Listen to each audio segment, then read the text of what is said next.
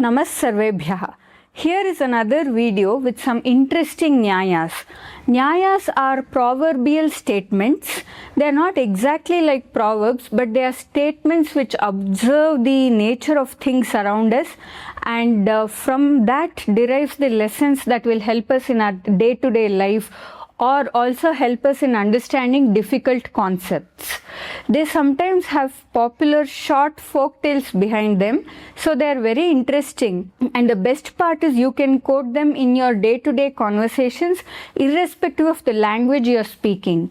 Nyayas are used in very technical shastras in Sanskritam, and also in literary works like stories, dramas and poetry. So when you come across these Nyayas while reading such works, this knowledge will help you.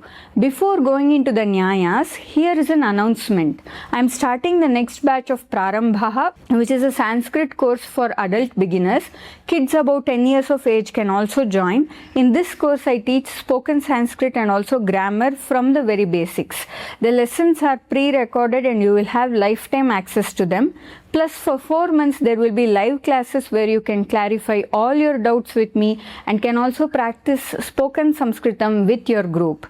Those who are interested, please visit this link, prarambha.tattvam.org. The link is also in the description. Now, let's get into the Nyayas. The first one is Kupa-manduka Nyaya.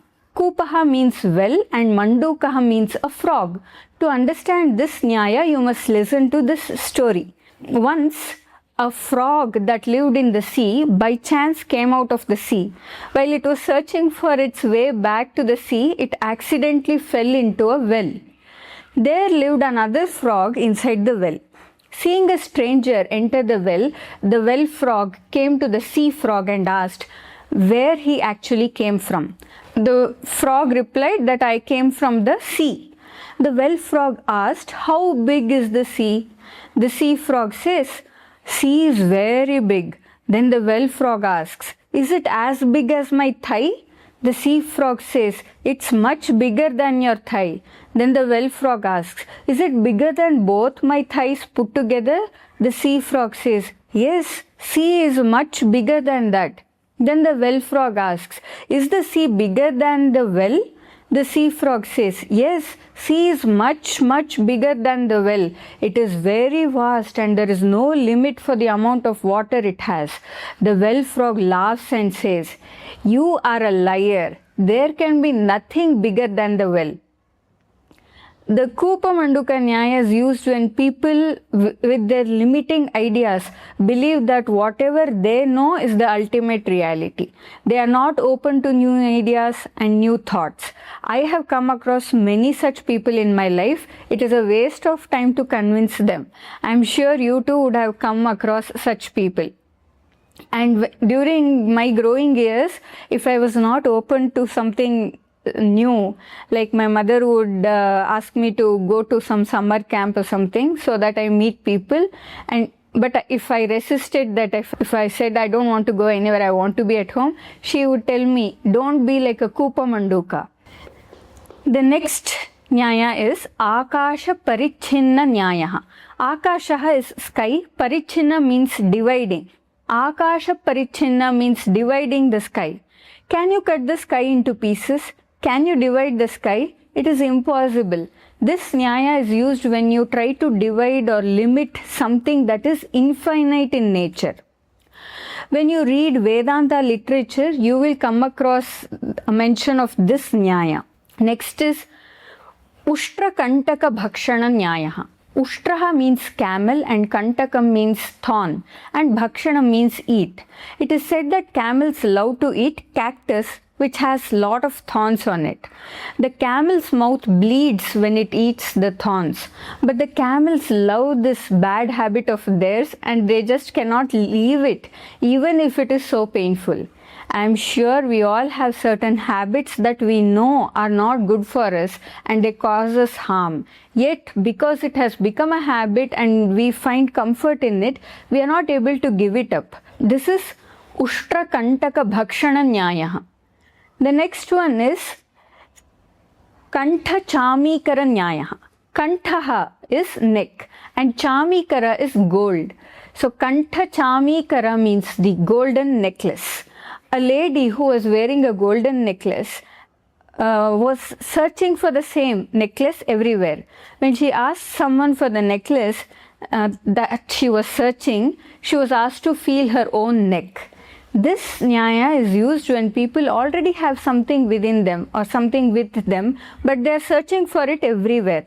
For example, we all have happiness within us, yet we search for happiness in external things. This is Kantha-chamikara Nyaya. The next is Kakataliya Nyaya. This is a very interesting Nyaya which talks about coincidence. Kakaha means crow and Taliyaha means palm fruit.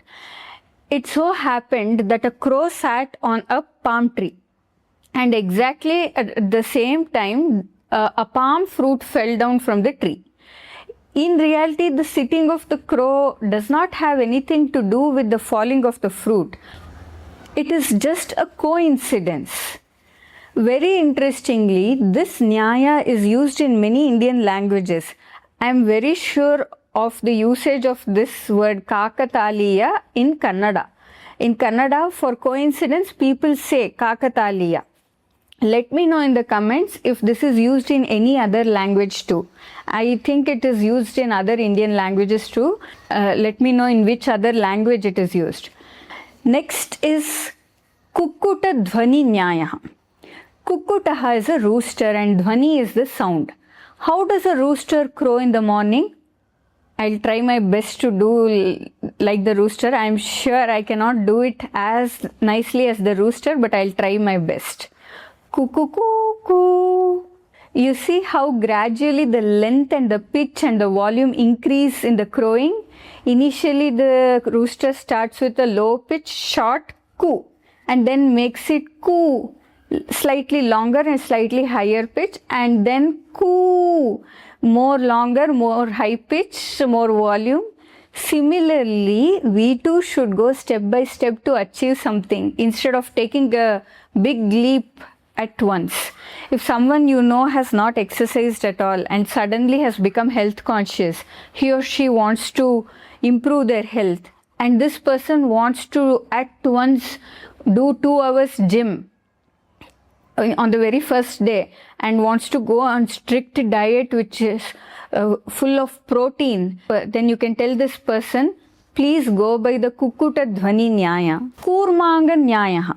Kurmaha means tortoise and Angam means body part. The tortoise brings out its body parts, the limbs, the face, out of the shell when it wants to move to some place or when it wants to eat something. Just because the tortoise has pulled back its face and limbs into the shell, it doesn't mean that it does not have a face or limbs. Similarly, we too should not unnecessarily show off our possessions, be it wealth or knowledge or power or any other possession. Only when necessary it must be brought out. I see so many people showing off their wealth unnecessarily and they bring trouble upon themselves. Also, people who have knowledge about something start talking about their knowledge even when the listener is least interested in the knowledge. Here the person is bringing out the knowledge when it is unnecessary. The same knowledge when presented in front of people who are interested in it will gain a lot of value. So just like the tortoise, we should keep our valuable possessions within and must bring it out only when necessary. This is Kurmanga Nyaya. I just love this Nyaya very much. That's it for this video. If you like this video, then please type Rochate or Mahyam Rochate. Rochate means like and Mahyam Rochate means I like. If many of you type it in the comments, then I will know that you like this kind of videos. Also, if you are interested in learning Sanskritam, then do check out prarambhaha.tattvam.org. Link is also in the description. I am starting the next batch of live classes from July 9th and the weekend batch starts from July 11th. And do not forget to click the like button and also the newly introduced hype button. This will help in making this video reach to many more interested people. And if you haven't yet subscribed to my channel, then please do subscribe. It's such a simple task for you, but it helps me immensely in growing this channel. Agrime chitre meli tasmi namo vaha.